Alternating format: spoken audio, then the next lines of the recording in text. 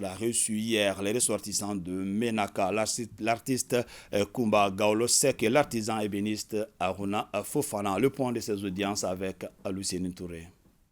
Aruna Fofana est un artisan malien. Au sortir du Salon international de l'artisanat, il a souhaité, en compagnie du président de la Fétière, rencontrer le Premier ministre et faire part de leur aspiration à faire promouvoir l'excellence dans le domaine de l'artisanat. Les artisans souhaitent bénéficier de l'appui du gouvernement, notamment dans l'attribution des marchés publics.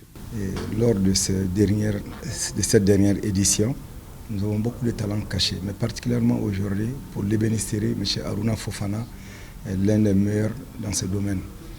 Ce qu'il montre et ce qu'il a fait aujourd'hui, c'est à l'avantage de tous les ébénistes menuisiers. Certes, lui, il donne un échantillon, mais s'il y a du marché, c'est tous les ébénistes et tous les menuisiers qui vont profiter. Donc, c'est ça notre objectif, c'est de faire la promotion de nos produits artisanaux. Vous savez, l'exemple de Boubou, que Belmaya Couture fait pour les plus hautes autorités et que Choguel est une référence aujourd'hui, nous a poussé à montrer d'autres domaines. Cet autre domaine, c'est les meubles. Il y a eu un décret dans ce sens, le décret 20 du JIT 0473 portant sur la commande publique vers les PME et la production nationale. Nous souhaitons vivement l'application de ces décrets.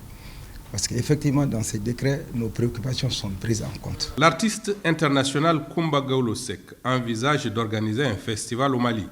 Avec le chef du gouvernement, les échanges ont porté sur le contenu et le déroulement de cette manifestation. Je suis ici dans le cadre des préparatifs de la prochaine édition de mon festival international dénommé le Chant des Linguères.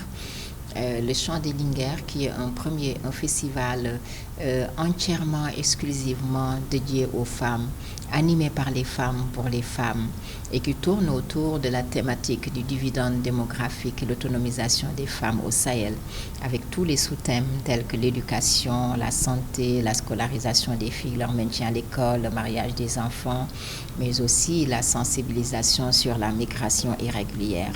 Mais ce qui est particulier dans ce festival, c'est que pour cette édition du Mali qui va être la première, nous l'avons placée sous le thème de la paix, la sécurité et la cohésion sociale. Un méga concert à la place du cinquantenaire le 16 février prochain et une soirée de gala de récompense des femmes leaders du Mali. Une manière de promouvoir le leadership féminin, l'entrepreneuriat, la promotion de la femme au CICB. Les ressortissants de Menaka réunis au sein du cercle de réflexion pour Menaka sont venus évoquer des préoccupations d'ordre sécuritaire et socio-économique.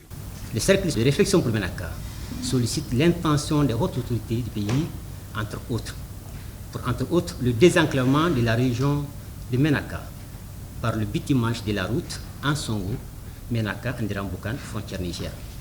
La reconstitution du cheptel, principale activité des populations dévastées par les terroristes, la consolidation des cultures sèches et maraîchères en vue de renforcer la résilience des populations, l'approvisionnement des populations en eau potable et électricité, le renforcement des plateaux techniques des services de santé, ériger la commune de Tabancourt, soit en zone militaire ou en région militaire, la réouverture des camps militaires d'Andiramboukane et des postes frontaliers de Tamalat et Fanfi. Le Premier ministre a apprécié la démarche des Ménakois et leur a demandé de continuer à partager les préoccupations et solutions avec le gouvernement tout en soutenant l'armée dans ses efforts de stabilisation du pays. Je crois que les réflexions que vous venez d'exposer sont de nature à nous aider dans le travail. Je voudrais donc vous suggérer d'écrire au Premier ministre un courrier officiel avec des traces qui vont rester, avec ses préoccupations. Ce courrier va être imputé aux différents ministres et pourquoi même pas au président de la transition.